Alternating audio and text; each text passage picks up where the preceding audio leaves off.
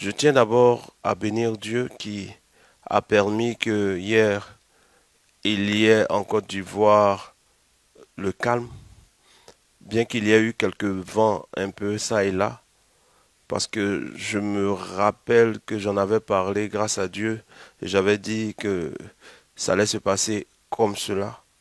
Pas que j'avais dit, mais il m'avait été dit de dire, de telle sorte que les personnes qui suivent ma page ou qui me suivent n'ont pas cherché à fuir la Côte d'Ivoire, à fuir Abidjan, à aller se réfugier. Dans les cultes passés, j'ai détaillé plusieurs choses de manière métaphorique et ceux qui pouvaient comprendre ont compris. J'aimerais profiter pour dire aux prophètes, à ceux qui disent qu'ils sont prophètes, de faire attention entre le don de prophétie, le ministère prophétique et l'influence prophétique. Parce que plusieurs, appelés de Dieu, réellement mandatés par Dieu, tombent dans ce qu'on appelle l'influence prophétique, l'émotion prophétique. C'est dans cet ordre-là que nous avons des exemples dans la Bible d'un prophète appelé Michée qui seul prophétisait pendant que tout le monde disait le contraire, mais qui disait quelque chose que les gens rejetaient. Nous avons aussi Nathan, le prophète, qui est passé par cette histoire-là. Tout le monde disait la même chose pour plaire au roi, pour plaire au peuple, pour plaire à l'assemblée, pour plaire aux chrétiens, pour plaire au peuple de Côte d'Ivoire. Homme de Dieu, serviteur de Dieu, servante de Dieu. Souvenez-vous qu'il est dit servante de Dieu. Il n'est pas dit servante ou serviteur ou prophète ou prophétesse de la Côte d'Ivoire. Non, vous n'êtes pas prophète de la Côte d'Ivoire. Il n'y a aucun prophète que Dieu a donné à la Côte d'Ivoire. C'est une grosse erreur, une grosse arnaque, un grand manque de connaissances bibliques, spirituelles et un grand manque de connaissance de Dieu. Dieu ne donne pas de prophète aux nations. Dieu se choisit des voix qui redisent ce que Dieu dit. Et la capacité la plus excellente d'une voix, c'est de dire ce que l'esprit qui l'utilise dit. Une voix n'a pas d'émotion. Une voix n'a pas de parti pris. Une voix n'a pas de décision. Une voix n'a pas de réflexion. Dès l'instant que vous entrez dans les réflexions, vous entrez dans les émotions, vous avez un parti pris, vous avez une tendance, vous devenez un mauvais instrument entre les mains de Dieu. Et les prophéties que vous allez donner ne vont pas s'accomplir. Et le peuple va vous désigner comme faux prophète. Quand vous vous levez et que vous dites que le 25 octobre, il n'y aura pas du tout d'élection, pendant que si une seule personne a pu jeter un bulletin de vote dans l'urne, on peut dire qu'il y a eu vote. Votre prophétie est une fausse prophétie. L'humilité serait de refaire une vidéo et de dire, j'ai annoncé, j'ai cru parler de la part de l'Éternel, mais l'Éternel n'est pas la brebis, il est le berger. Donc j'ai été le berger et l'Éternel a refusé d'être la brebis. Parce qu'en réalité, Dieu ne va pas venir confirmer ce que nous avons dit par audace. Évitons de vouloir paraître. Évitons de vouloir donner aux hommes de nous voir comme les détenteurs de la clé du ciel. Personne n'est détenteur de la clé du ciel. Aucun homme n'a la capacité de sonder les profondeurs de Dieu.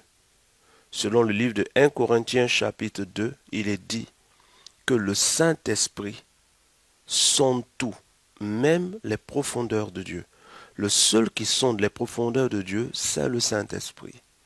Et donc nous, hommes, dans le ministère prophétique, nous sommes sous l'esprit des prophètes qui est le Saint-Esprit. Et le Saint-Esprit est le seul qui sonde les profondeurs de Dieu. Ayons donc de la retenue quand nous prenons la parole. Vérifions avec discernement si ce que nous disons n'est pas basé sur nos émotions.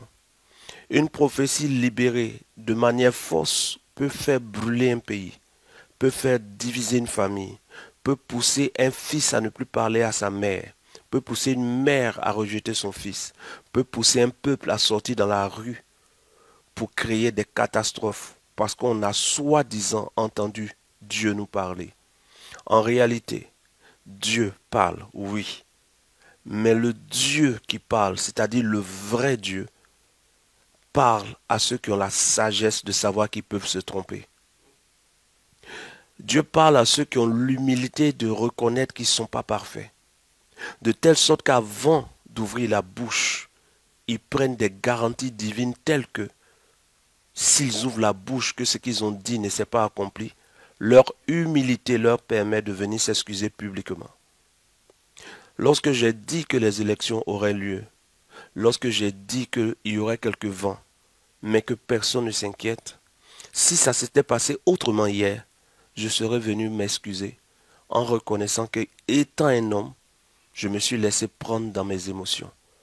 Que tous ceux qui ont annoncé qu'il n'y aurait pas eu d'élection, que tous ceux qui se cachent derrière une philosophie penchée pour dire que dès l'instant que des candidats ont été écartés, ce qui a eu lieu n'est pas une élection, parce que c'est un faux raisonnement, que des candidats aient été écartés, ce n'est pas quelque chose que nous approuvons. On aurait bien voulu que tous les candidats puissent se présenter et voir qui va gagner. Mais même si des candidats ont été mis à côté ou ont été écartés, ce qui a eu lieu hier, c'est des élections. Ce ne sont pas des élections comme on l'aurait voulu, mais il y a eu élection. Et la priorité pour Dieu, dans une nation où le peuple de Dieu est, c'est la paix. Et vous tous qui priez pour la paix, ne croyez pas que vos prières sont vaines. Dieu a entendu nos voix. Le pays est en paix. Depuis 2 jours, 3 jours, il y a des personnes qui attendent et qui tendent l'oreille, espérant entendre des tirs, espérant entendre des bruits de guerre, espérant entendre des choses. Mais il y a nous qui, comme le petit oiseau dans la fente du rocher, dort paisiblement. Nous dormons paisiblement parce que nous avons trouvé la paix et nous avons mis notre confiance en Dieu. Donc aux prophètes qui sont vraiment prophètes, je vous demande de bien vouloir, si vous êtes prophète réellement prophète, vous avez l'Esprit de Dieu, donc vous devez avoir l'humilité de vous excuser publiquement. Et que Dieu vous fasse grâce de continuer de donner des paroles qui viennent de lui. À ceux qui se disent prophètes mais qui ne sont pas prophètes parce qu'ils n'ont pas l'esprit de l'humilité qui vient du vrai Saint-Esprit, continuez dans votre rêverie. Quoi qu'il en soit, le Dieu que nous servons, étant le véritable Dieu, ne sera pas injuste pour détruire toute une nation à cause de la haine de plusieurs.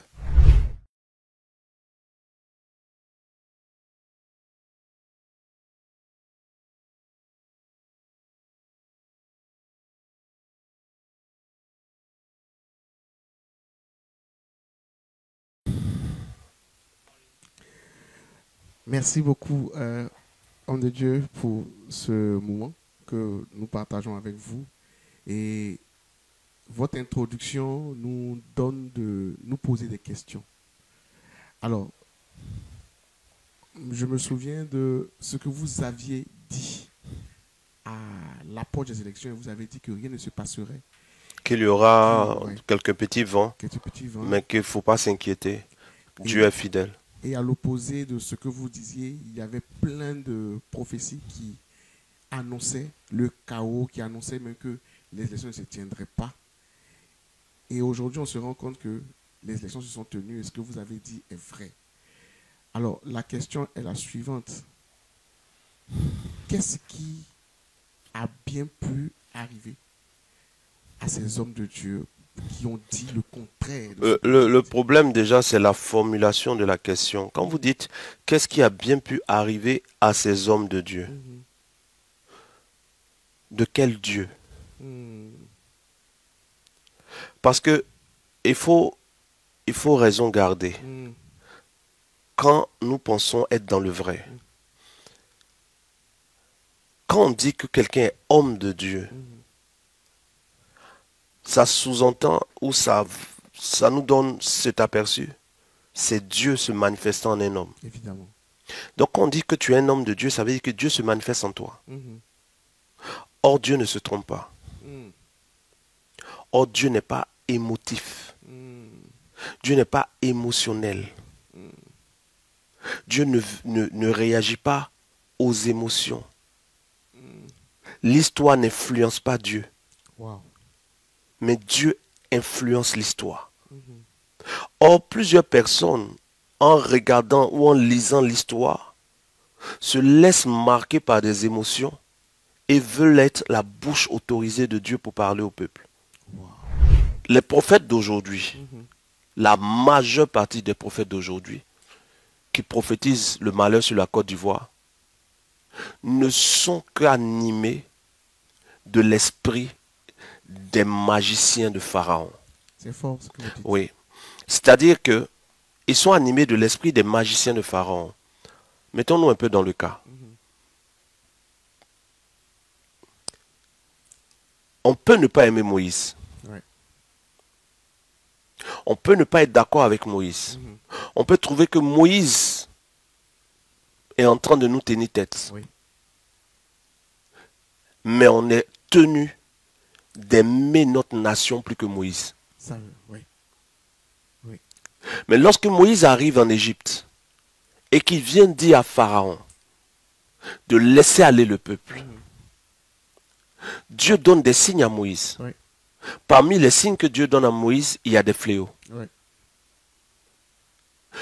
Et le Pharaon qui est là va appeler les magiciens de Pharaon. Lorsqu'il appelle les magiciens, qu'est-ce que les magiciens vont faire? Les fléaux que Moïse va manifester, les magiciens de Pharaon vont reproduire ces fléaux.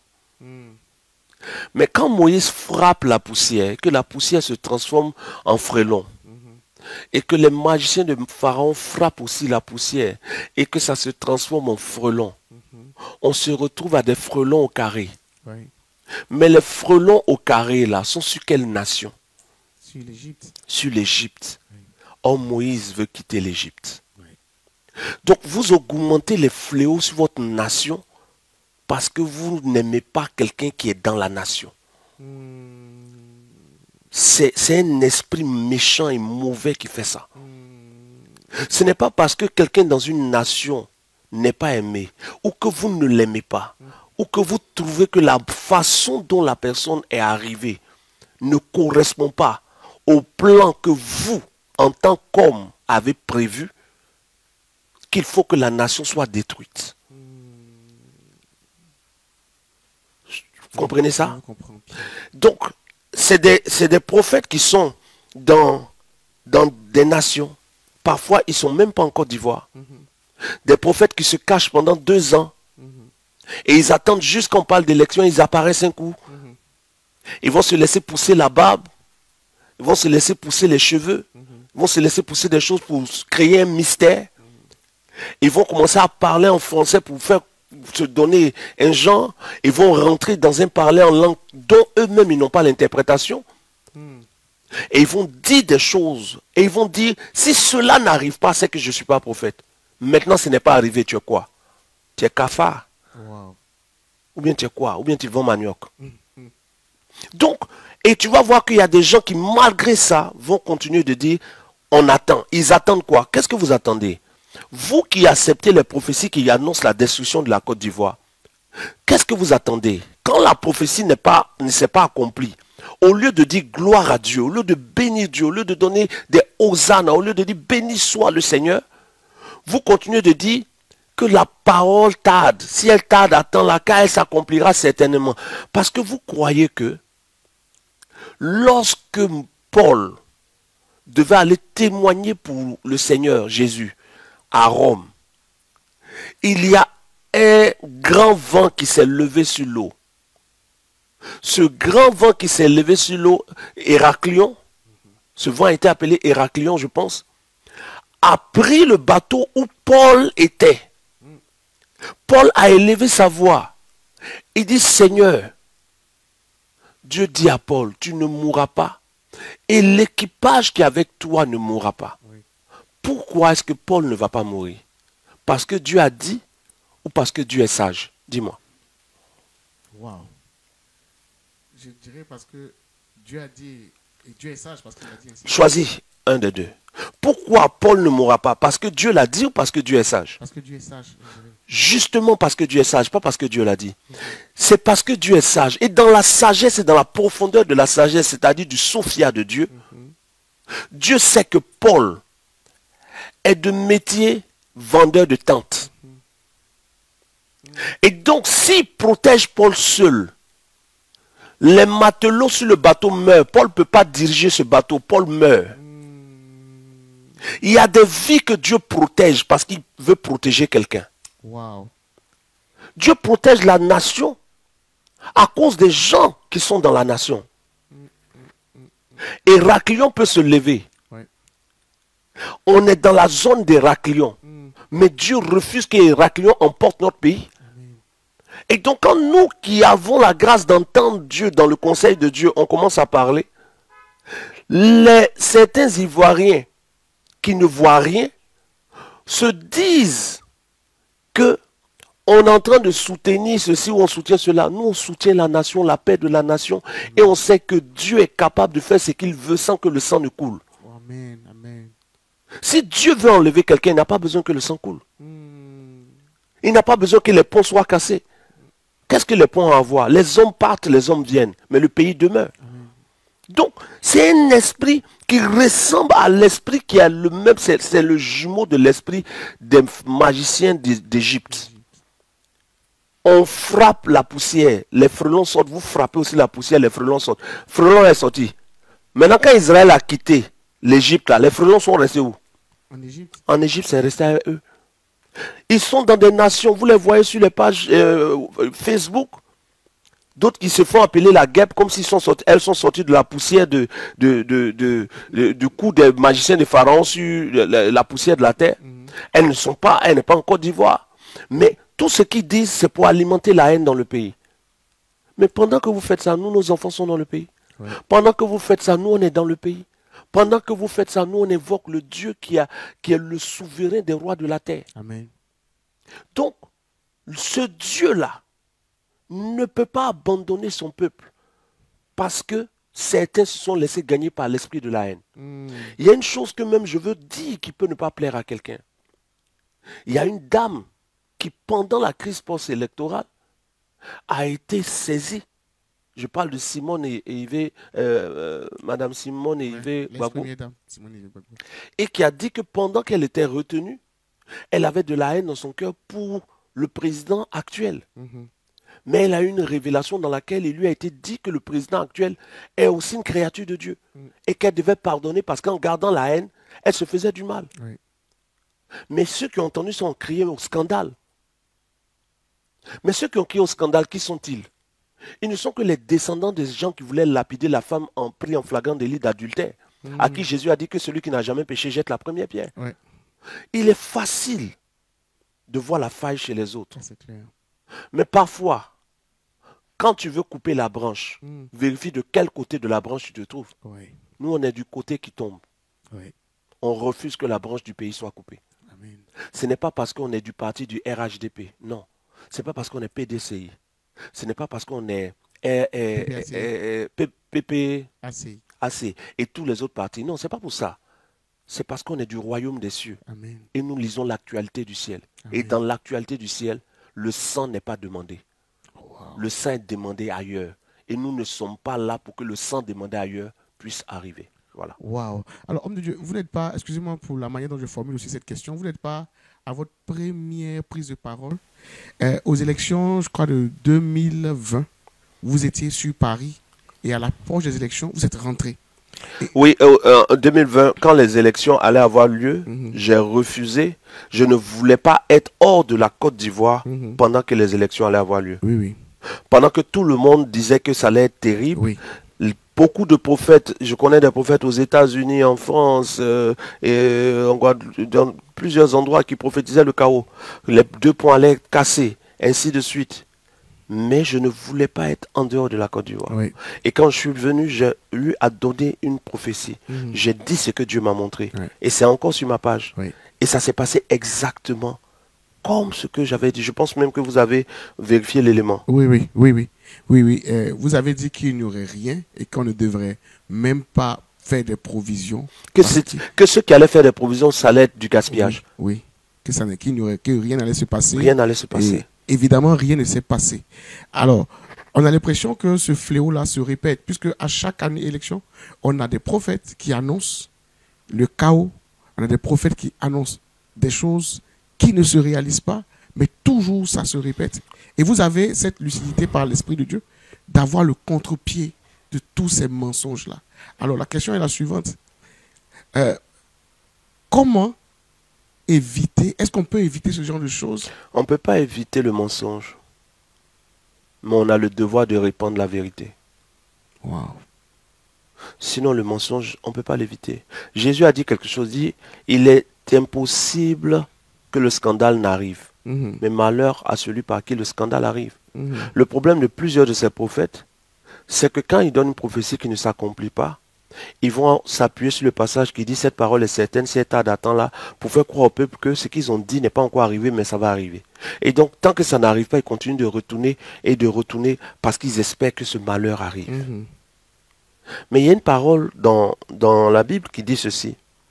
Prophétiser le malheur ne fait pas de vous un prophète de Dieu. Wow. On a toujours cru le contraire.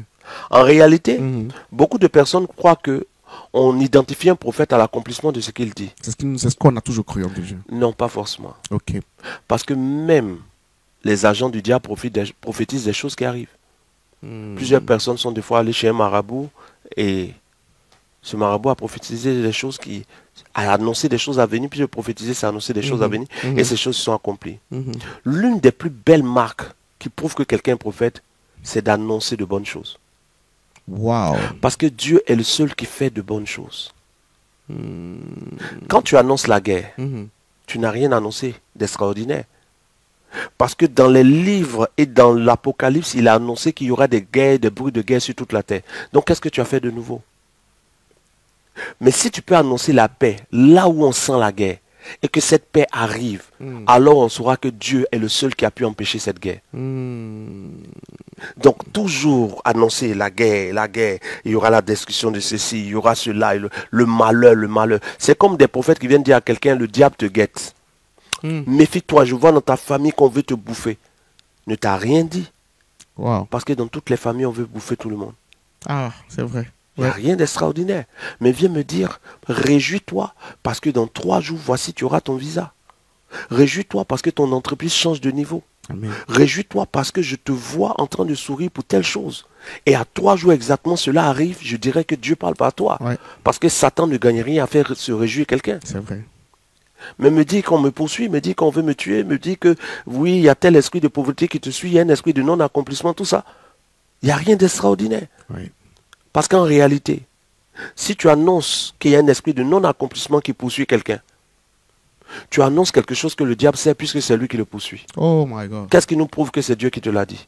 Mm. Mais quand tu annonces que dans 3 jours, voici de bonnes choses qui vont arriver, alors tu es en contact avec un esprit qui fait de bonnes choses. Yes.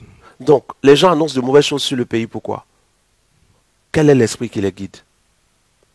On voit bien Abraham qui entend les 2 anges qui s'en vont à Sodome et Gomorrhe et qui essaient d'empêcher que le malheur arrive. Mhm. Mais on voit des serviteurs aujourd'hui qui n'essaient pas d'empêcher. Ils ne viennent pas annoncer. Mm. Je vais vous donner un exemple. Merci, homme de Dieu. S'il m'arrive un jour, s'il arrive un jour que Dieu me dise que voici un malheur qui va arriver sur la Côte d'Ivoire Mhm. et que je sors pour venir l'annoncer, Mhm. vous allez voir ce qu'on appelle un prophète. Je viendrai et je dirai, voici ce que Dieu m'a montré qui va arriver sur la Côte d'Ivoire. Mhm. Mais le Dieu qui me l'a montré m'a aussi montré la solution pour que ça n'arrive pas. Ah, ok. Parce qu'en réalité, quand Dieu nous informe d'un fléau, Mm. c'est qu'il nous donne la solution pour que le fléau n'arrive pas. Ah, ok. Ok. Si Dieu t'informe d'un fléau et que ce fléau doit arriver, Il y a une manière de présenter la prophétie. Quand tu regardes la prophétie des gens qui donnent, si cela n'est pas arrivé sur mon ministère, l'authenticité de mon ministère, pourquoi tu remets en cause ton ministère? Pourquoi tu veux que ton ministère soit prouvé par le malheur qui va arriver? Pourquoi tu ne dis pas juste la prophétie?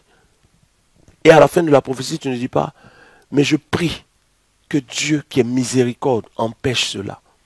Je prie que Dieu permette une autre solution qui apporte la paix et qui évite ce que j'ai vu. Ouais. Pour qu'on voit le cœur du prophète. Ouais. Dieu a dit à Moïse, je vais exterminer le peuple. Moïse dit, Seigneur, si tu le fais, enlève mon nom dans ton livre de vie. Yes. Voici le cœur d'un vrai prophète. Même prophète qui s'appuie sur des prophéties qu'il annonce pour vouloir démontrer qu'il est prophète et qui dit, si ce que je dis n'arrive pas, c'est que je ne suis pas prophète. En fait, il est en train de dire, la preuve que je vais vous donner que je suis prophète, c'est le sang qui va couler là. Ouais. C'est le cafouillage qu'il va avoir là. Comment ton ministère doit être authentifié par un cafouillage? Ouais. Qui t'a envoyé? Ouais. Bon. Ouais. Waouh. Qui t'a envoyé? Oui, oui, oui, oui. Alors, Et je veux préciser que je ne suis ni PDCI, ni FPI, ni RDE ou RHDP, ni PPPP ou PPPP. Non, non, non. Je fais partie des personnes qui croient que chaque enfant de Dieu est convaincu des actes qu'il pose sans influencer le libre arbitre de l'autre. Ceux qui sont allés voter doivent voter selon la conviction que Dieu leur donne. La personne que Dieu leur met à cœur. Parce que parfois, celui que nous regardons dans l'apparence et que nous pensons être bien peut être le destructeur. Et celui que nous regardons pensant être mal peut être le sauveur. Je peux avancer sur ça? avancez, homme de Dieu, s'il vous plaît. Regardons dans la profondeur. Selon le livre de 2 Corinthiens chapitre 11, verset 14, il est dit, le diable se déguise en ange de lumière. Yes. Est-ce que quand le diable se déguise en ange de lumière, il ressemble au diable ou il ressemble à un ange de lumière? Il ressemble à un ange de lumière. D'accord. Quand Jésus est venu, selon le livre d'Apocalypse, il est appelé l'étoile brillante du matin. Oui. Mais quand il est venu, il n'avait ni beauté ni éclat pour attirer nos regards. C'est vrai. Donc si nous regardions à l'apparence, nous avons celui qui est l'étoile brillante du matin, qui n'a ni beauté ni éclat, mais qui vient de Dieu. Et nous avons celui qui est l'ange déchu, qui est un ange de lumière Ouais, déguisé. déguisé. Les hommes regardent à l'apparence, Dieu regarde au cœur. Voilà pourquoi ce n'est pas à nous de juger. Notre rôle, c'est d'appeler le règne de Dieu selon le Notre Père. Notre Père qui est aux cieux, que ton nom soit sanctifié, que ton règne vienne, que ta volonté soit faite. Pourquoi Jésus donne cette prière? Parce qu'il y a des dimensions de la vie où notre avis ne compte pas. Waouh. Il y a des dimensions de la vie où notre avis ne compte pas. Des dimensions de la vie où notre avis Oui. ne compte pas. Il y a des dimensions de la vie où notre avis ne compte pas. On peut avoir un exemple pour comprendre bien cette phrase, s'il vous plaît, homme de Dieu. La dimension des saisons, notre Oh. avis ne compte pas. Notre avis ne compte pas. Parce que personne d'entre nous, par une prière, ne peut empêcher le soleil de briller. Hmm. Il y a des dimensions de la vie où notre avis ne compte pas. Quand tu lis les sorties des chevaux de l'Apocalypse, les chevaux sortent par ordre de couleur. Notre avis ne compte pas. Non, notre avis ne compte pas. Quand Dieu a tant aimé le monde qu'il a envoyé son Fils, notre avis n'a pas compté. Évidemment. Il y a des dimensions de la vie où notre avis ne compte pas. Où la seule chose qu'on peut faire, c'est de dire que ton règne vienne. Amen. Et nous disons pour la Côte d'Ivoire, que ton règne vienne. Amen. Simplement. Pour vous qui avez vu la Côte d'Ivoire en feu, est-ce que quand vous l'avez vu en feu, Dieu vous a dit de venir annoncer le feu que vous avez vu? Parce qu'il y a cette dimension où Dieu peut te montrer le feu. Pour que toi, dans le secret, tu aies des actions pour que le feu n'arrive pas. Mais comme les gens aiment les yeux de foule, dès qu'ils entendent une petite parole que l'Esprit leur a donnée, ils ne vérifient même pas quel esprit, ils viennent publiquement, Dieu m'a dit, et ils attendent que ça s'accomplisse, en oubliant que parfois l'accomplissement sera le deuil de plusieurs familles. Oh. Waouh, waouh, waouh, waouh. Parfois l'accomplissement sera le deuil De plusieurs familles. familles. Alors, homme de Dieu, vous avez déjà évoqué, je juste demande encore un peu une profondeur. Qu'est-ce que vous dites à toutes ces personnes qui croient encore que c'est tas d'attente là, ou bien tous ceux qui espèrent espèrent que le pays brûle. que le pays brûle? Je veux leur dire simplement ceci. Dieu a annoncé qu'il allait détruire Ninive. Ninive. Et il a annoncé ça par Joël, par Jonas, qu'il allait détruire Ninive, par le prophète Jonas. Jonas n'a pas voulu aller à Ninive. Pourquoi Jonas n'a pas voulu aller à Ninive? Pour une seule raison. Il y en a d'autres, mais je cite celle-là. Parce que Jonas avait le cœur qui connaissait Dieu. Jonas savait. Quand vous lisez tout le livre de Jonas, à la fin du livre de Jonas, Jonas pleure. Et pendant que Jonas pleure, Dieu demande à Jonas pourquoi tu pleures. Jonas dit non, je savais que tu allais leur pardonner. Voilà pourquoi, quand tu m'as envoyé à Ninive, je fuyais pour aller à Tarsis. Parce que je savais que tu vas me pousser à aller dire une sentence. Et quand ils vont se repentir, tu ne vas rien faire, tu vas leur pardonner. Jonas connaissait le cœur de Dieu, qui ne veut pas que le méchant meure, mais qu'il se repente. Donc quand Jonas est venu annoncer le malheur à Ninive, Jonas dans son cœur savait que Dieu allait pardonner. Et comme il ne voulait pas que Dieu pardonne, il fuyait Ninive. Beaucoup de prophètes que vous voyez n'ont pas le cœur de Dieu. Ils veulent que leur ministère soit authentifié. Ils veulent prouver qu'ils sont prophètes. Ouais. Ils veulent prouver au gouvernement que eux, leurs paroles, quand ils disent, ça s'accomplit. Pour que le gouvernement, en dessous, leur donne de l'argent ou je ne sais quoi. Nous ne sommes pas à la recherche de l'approbation des hommes. Nous sommes à la recherche de la confirmation de Dieu sur nos vies. Amen. Nous sommes à la recherche de la confirmation de Dieu sur nos vies. Alors, homme de Dieu, est-ce que vous avez un message, ou bien est-ce que votre Dieu vous a donné un message pour les jours à venir, ou bien vous avez un message pour les Je jours à veux venir? juste dire à ceux qui sont ivoiriens, même ceux qui ne sont pas ivoiriens, par rapport à la situation du pays, qu'en réalité, si vous lisez bien l'histoire de la Côte d'Ivoire, vous allez vous rendre compte que Dieu est au contrôle. Amen. Dieu est au contrôle à un niveau que vous n'imaginez même pas. Si des gens vous ont dit que Dieu est en colère contre la Côte d'Ivoire, ils vous ont menti. Il n'y a pas de colère de Dieu sur la Côte d'Ivoire. Il y a une faveur de Dieu sur la Côte d'Ivoire. Amen. Si on vous a fait croire que la Côte d'Ivoire fait partie des pays que Dieu veut détruire, c'est faux. Dieu ne veut pas détruire la Côte d'Ivoire. Dieu est en train d'ensemencer la Côte d'Ivoire. Amen. Les étapes par lesquelles notre pays passe depuis l'an 2000 jusqu'à maintenant est sur le point de s'achever, les étapes là. Mais c'est des étapes que Dieu a mis en place pour nous emmener à un âge d'or Wow. qui va permettre des choses que vous n'imaginez pas, mais qui vont quand même se mettre en place. Notre pays va avoir une croissance. Amen. Mais cette croissance est basée sur l'œuvre de Dieu. Regardez, ce que je vais dire ne va pas plaire. Lorsque Dieu a vu que le peuple d'Égypte allait passer par un moment difficile, Dieu a permis une croissance de 7 ans, suivie de 7 ans de sécheresse. Mais la croissance de 7 ans était arrivée par quelqu'un qui était un étranger. Joseph n'était pas un membre, n'était pas un Égyptien. Mais Dieu l'a utilisé pour que la croissance s'installe. On parle d'ivoirité, c'est vrai. Mais permettez-nous, qui avons vu des choses, de vous dire ceci. Dieu est au contrôle de ce pays. Amen. Et ce qui doit être fait va être fait et est déjà fait. Amen. Notre part, c'est de lui dire que ton règne vienne. Que ton règne vienne.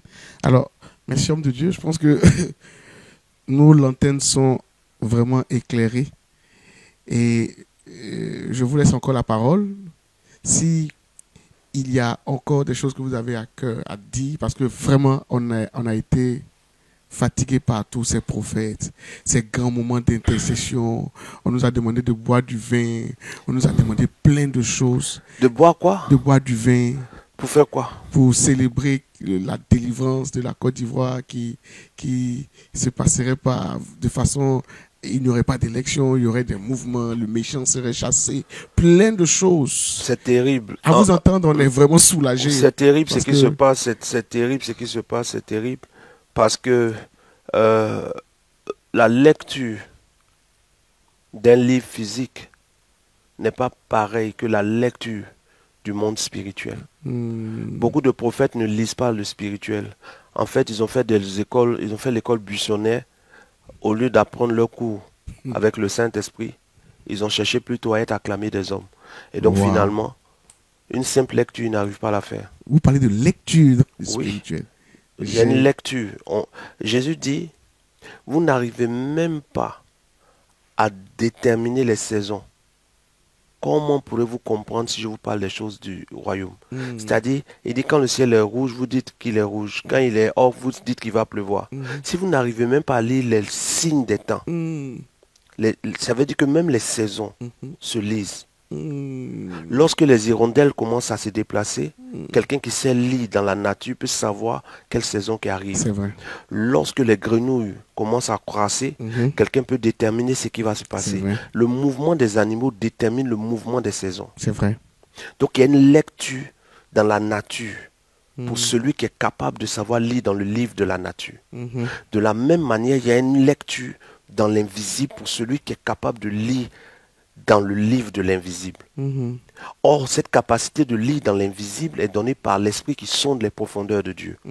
Et beaucoup de personnes n'ont pas été en contact avec le vrai esprit qui sonde les profondeurs de Dieu, mais ont été en contact avec cet esprit qui se déguise en Saint-Esprit qu'on appelle l'esprit de Python.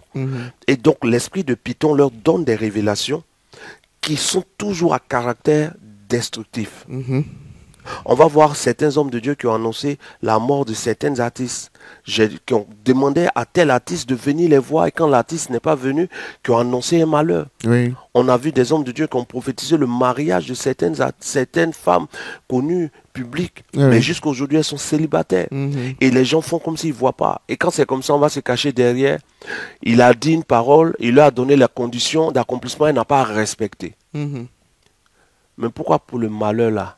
Même quand on ne respecte pas, ça arrive. Quand on dort, quand on fait pipi, ça sort. Hein. C'est quand on est président, là, ça ne sort pas. Alors, vous parliez tout à l'heure de lecture dans le spirituel. Et vous étayez cela en donnant l'exemple des éléments de la nature qui nous donnent de comprendre les saisons.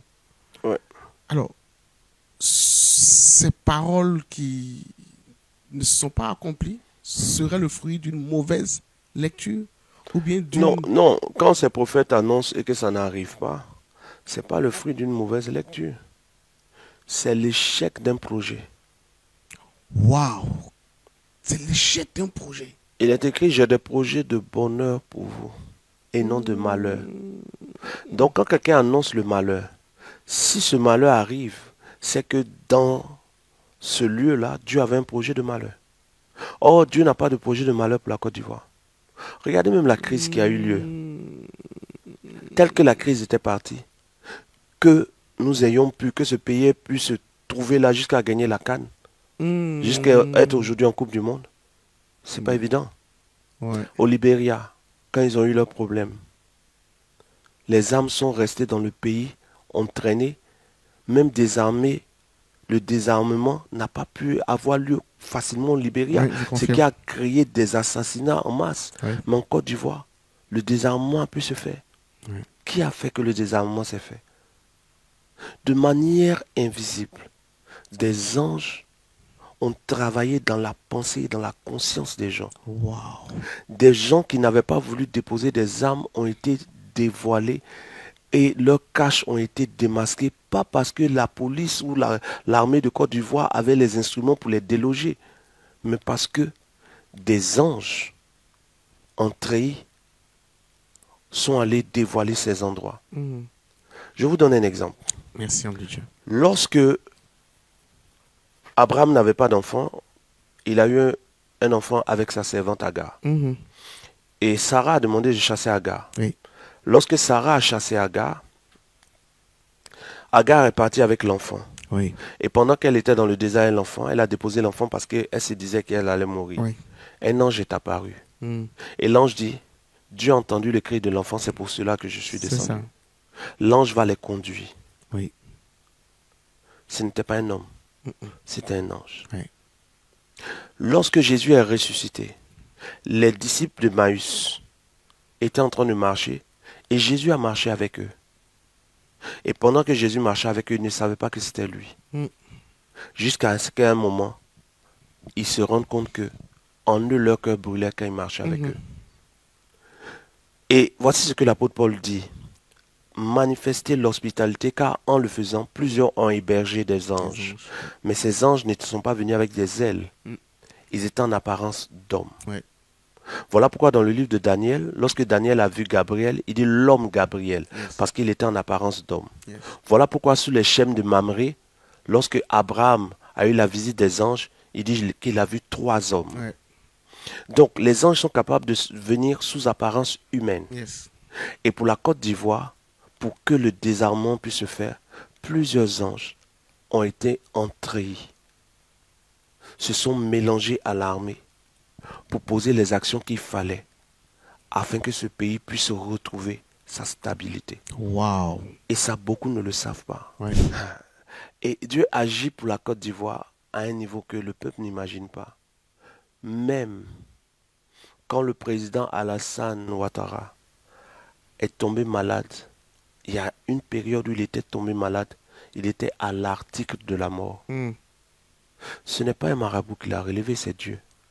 Wow. Parce que si il était mort à cette période-là, le chaos que ça aurait créé aurait été loin de la volonté de Dieu. Plusieurs de ceux qui font comme s'ils aiment la Côte d'Ivoire et qui sont dans d'autres partis se seraient entre-déchirés. Pire que la présence même du président Alassane Ouattara, que les gens trouvent être là pour créer le problème. Mm. Ça veut dire que Dieu est celui seul qui juge réellement ce qui est mieux pour la Côte d'Ivoire. Mm. Et tu vois, de toute façon, je le dis, quelqu'un qui écoute et qui est intelligent comprendra ce que je dis. Quelqu'un qui est fanatique va trouver que, c'est un prophète vendu. Mm. Mais vendu, pour être vendu, il faut appartenir à quelqu'un qui n'a rien. Ouais. J'appartiens au Dieu qui a tout, il va me vendre pourquoi? Mm. Je vais me vendre pourquoi? En fait, je suis en train d'emmener un Ivoirien à privilégier la nation que les acteurs de la nation qui sont passagers. Mm. Quel que soit le nombre d'années que quelqu'un fasse au pouvoir, Mm. Dieu a déjà limité le nombre d'années de vie. Oui. Donc, pourquoi ne pas rester calme, invoquer Dieu, pour que ce que chacun est venu faire, ce que Dieu permet à chaque président de venir faire, qu'il finisse de le faire, et que Dieu choisisse la façon dont chaque président parte, que de dire forcément, il faut qu'il y ait ceci, il faut qu'il y ait cela. Dieu agit dans ce pays.